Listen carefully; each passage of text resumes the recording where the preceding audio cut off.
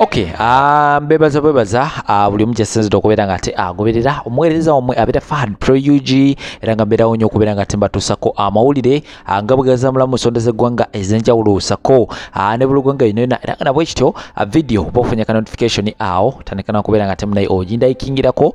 likinga sharingirako abalala tegeeza bano nti kakati waliwo episode okubeera nga tebigwa side ezeno yo comment section always beera open oba na ka comment ko tekigaana kubeera nga ate munayi osobola wansi ako comment nitubeera nga of course tutambulira wamu fenna era nga nabwe kityo akubiriza beera nga te otwegattako mu butongole ng'osubscribingako mukutu guno wamala kubeera nga te osubscribinga akadde kajja kubeera nga te keereetako kakka ku mukono guno ogwa ddyo era ng'ojja kuba nga te okalengera awo kakoneko kajja kubeera nga te kakuleetera option 3 kona ku option esookera ddala waggulu kitegeeza nti ojja kubeera nga tofuna notification buli nabadde se video ojja kubeera nga te ofuna notification awo nti kakati munayi gano ategegagudde side ezeeno amawulire nga sina kubeera nga temba tuwala mugemba leetedde olunaku olwaleero ennaku z'omwezi 2 mwezi gwa 2 mwaka 2025 era nga mukimanyi bulungi nnyo buli ennaku z'omwezi 2 omwezi guno gwennyini ogwa February lubeera lunaku lukulu mu ggwanga lyattu Uganda sako ne mu bifo ebyenjawulo mu nsi yonna era nga ojja kwebuuza ki ekigenda mu maaso lunaku luno ng'ennaku z'omwezi 2 omukulu Fahad Pro UG omuweereza wamwe abatuusako ebintu ebyenjawulo munnange lwe lunaku lwesobola okubeera nga ate azaalibwako era nga buli ennaku z'omwezi 2 omwezi ogwokubiri mba nina omwaka gwe nsobodde okubeera nga temu naye neeyongerako so mugendawo wansi mu comment section mbeera nga te of course munterawo bu birthday wishes obwenjawulo ka message kalungi ako nkaagala nnyo naye ate ka message bwe kagirako eri notification eya deposit cash deposit eyo tekajja kubeera nga te of course kankolawo biso mu ngeri y'emu yeeyo Fahad Pro UG lwesobola okubeera nga ate azaalibwa olunaku luno lwennyini ng'ennaku z'omwezi 2 omwezi ogwokubiri so eyo nenda nga bajeyo kamere nga tebatwala buterevu mawulire gembaleetedde bannange nabayo nembeera nga tembakolera video ndowooza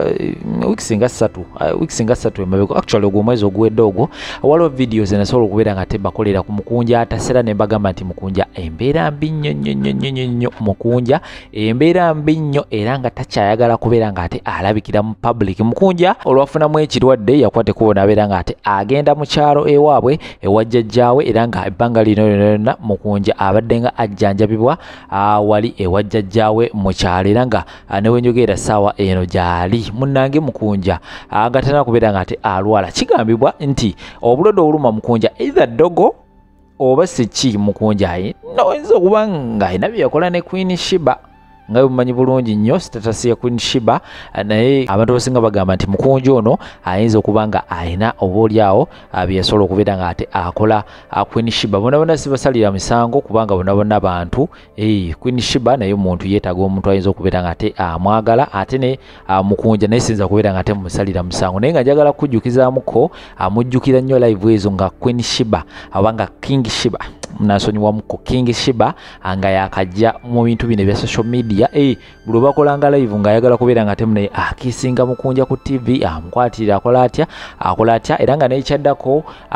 King Sheba yasobola okubeera nga ate atuzaalirayo ka baby oba gombadde mugamanyi King Sheba yasobola okubeera nga temunaye azaalayo ka baby era nga kigambibwa mbu omwana ono King Sheba gwayina mwana wa mukunja era nga eyo side nga ngitadde ku mabbali ya King Sheba waliwo abagamba mbu omusajja ono mukunja ayinza okuba nga bamuloga buloozi okubeera nga ate atuuka ku extent eno jjukira mukunja abadde n'entalo nga 2 oba 3 wembaseerabidde zasobodde okubeera nga teyenyigira mu buterevu era nga olutalo olwasookera ddala lwe lw'omukyala amanyikiddwa nga Jalia Wilder era nga Jalia Wilder ono awangalira mu ggwanga lya America jjukira abalinamu obutakkaanya era nga ekyaddako awo kwe kubeera nga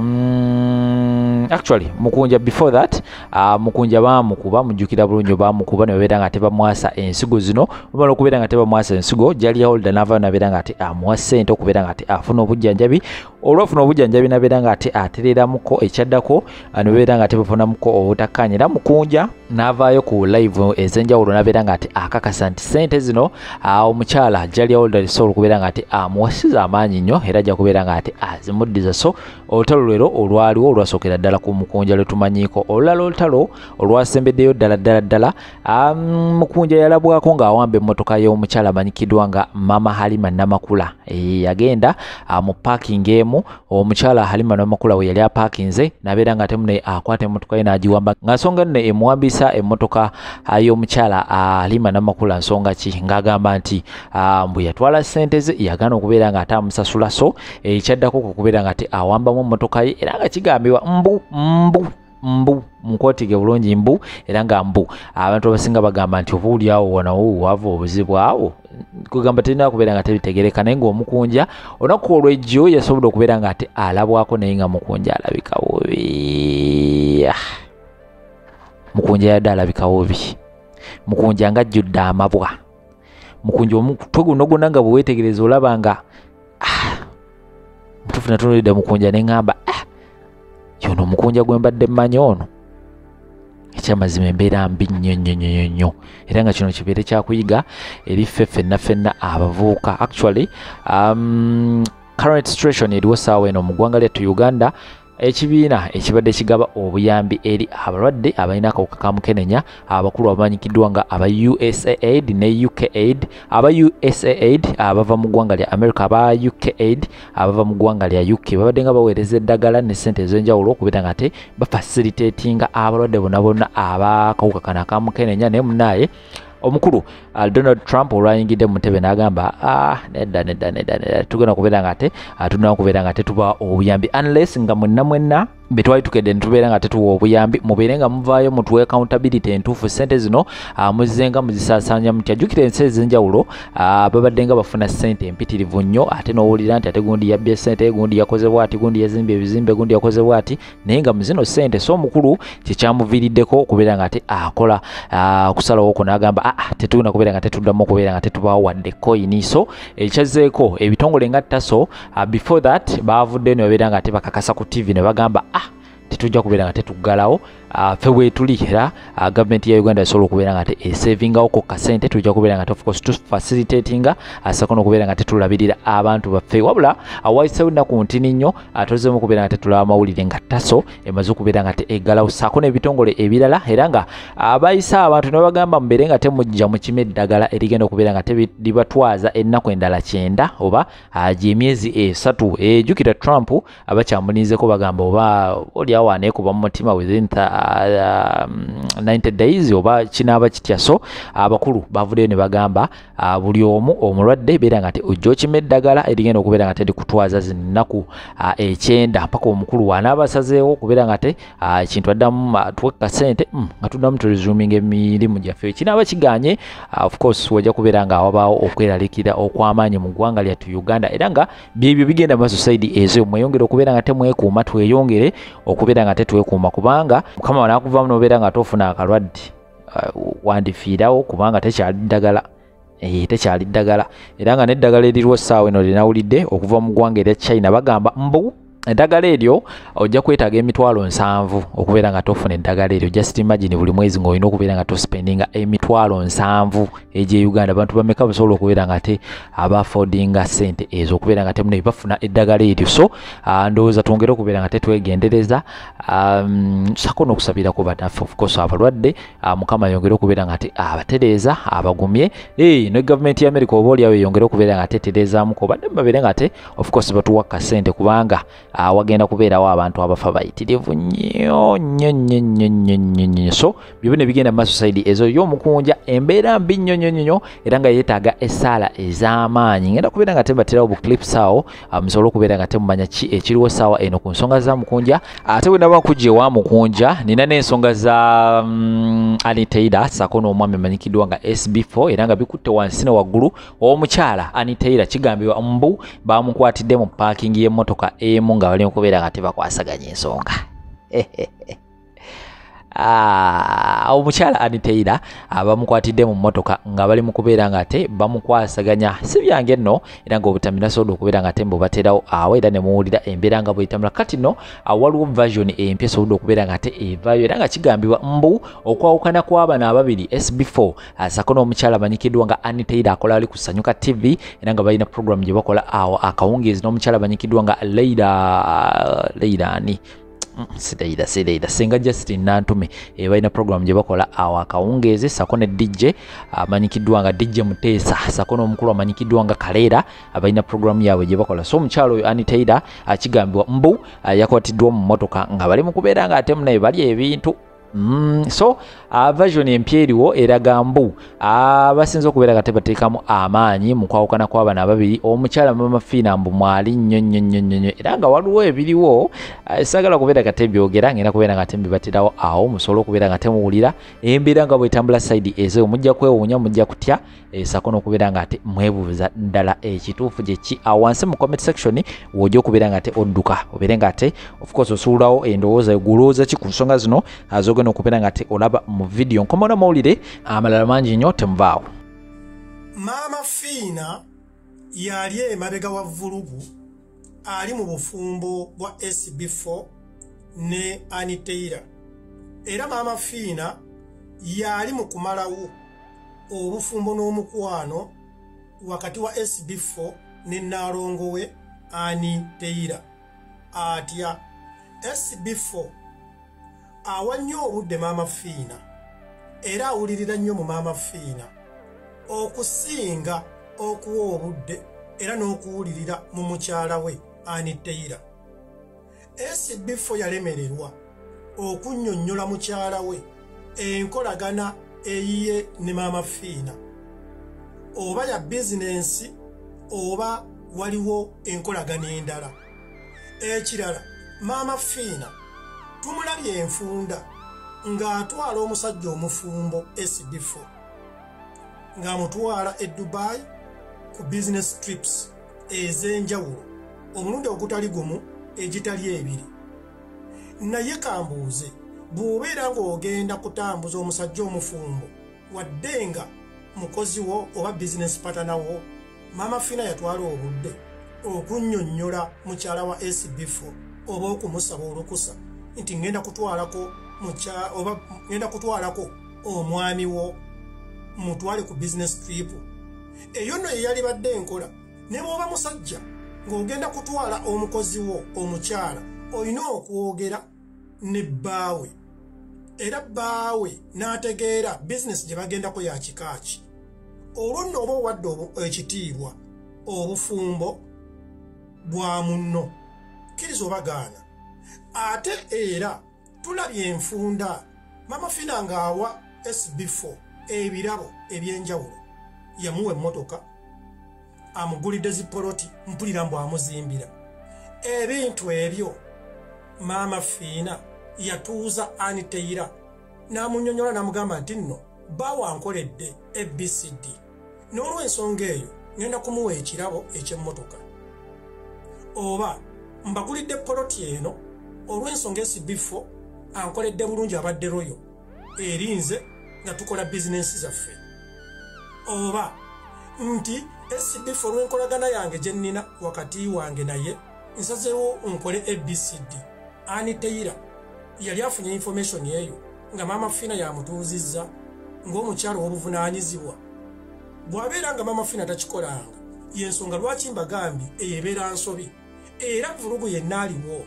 aba ava ku Mama Fina olw'obutatwala buvunaanyizibwa okunnyonnyola omukyalo omufumbo enkolagana Mama Fina gy'alina ne SB4 lw'amanyi nti mufumbo. Kkiriza obagaana omukyalo ono Annie Taylor bwe yazaala mujjukire emabega ng'azadde abalongo. SB4 yakwata ka vidiyo ng'atutte ebirabo eby'enjawulo omuli zipampa biki bingi. SB4 nannyonnyola ku ka vidiyo ako nti ebintu bino bivudde wa maama waffe Mama Fina. Era Annie Taylor ne yeebaza n'asanyuka. Naye SB4 asobodde okufuna obudde okunnyonnyola mukyala we enkolagana ey'amaanyi eriwo wakati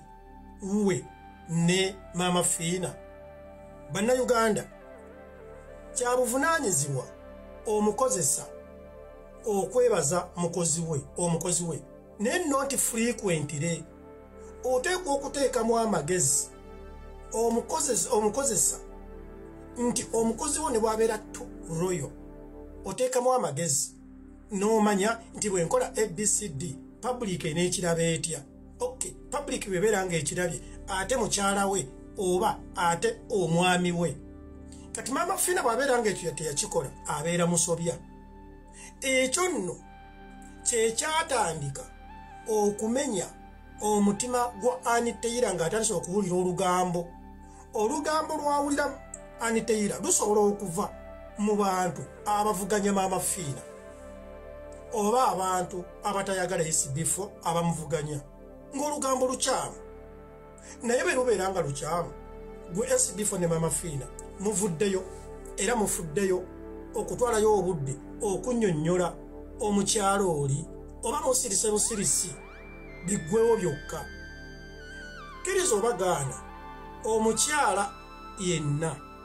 okugenda okukola ekintu amala kwekuŋŋaanya erya ddala. Era bwe babeera nga bwe bagamba bye tufuna mu mawulire mbu SB4 yasanze Annie Taylor ng'ali n'Omumerika oba gwe bayita omusama nga beesa empiki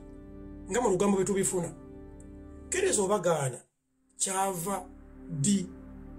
ku ntandikwa olugambo oluzze lubeerawo. Kyova olaba ng'omukyala bw'awulira nti omusajja yazadde ebbali, abakyala abagezi atuuza bbawe n'amubuuza kituufu wazadde ebbali,